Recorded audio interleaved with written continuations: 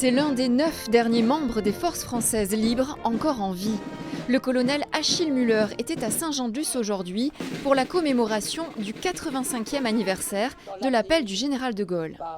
Il vient de fêter ses 100 ans mais se rappelle très exactement ce qui l'a poussé à répondre à l'appel du 18 juin.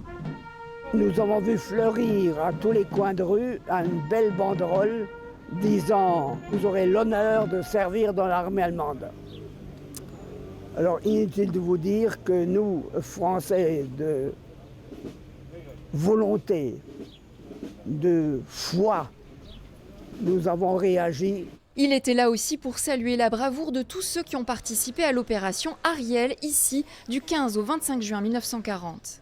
Des pêcheurs de Saint-Jean-de-Luz-Cibourg ont aidé des alliés à quitter la France pour rejoindre la Grande-Bretagne. Jour et nuit, ces pêcheurs ont transporté civils et militaires de la côte jusqu'aux navires transatlantiques qui ne pouvaient pas rentrer dans le port. Parmi eux, le père de Janina Struk, un soldat polonais. J'ai découvert cette histoire après sa mort. J'ai retrouvé des cartes postales qu'il avait gardées de chaque étape de son périple.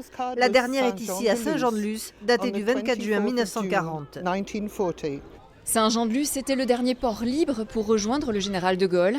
De jeunes Basques ont aussi choisi de s'exiler avec les Alliés, comme le frère de Michel Valin.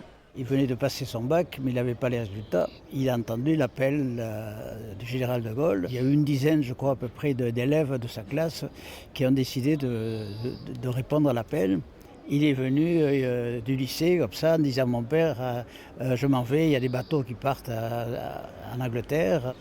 Et il a fait 5 ans de guerre. Comme Saint-Jean-de-Luz-Cibourg, plusieurs ports de la façade atlantique ont participé à l'opération Ariel, permettant à plus de 190 000 personnes de rejoindre l'Angleterre.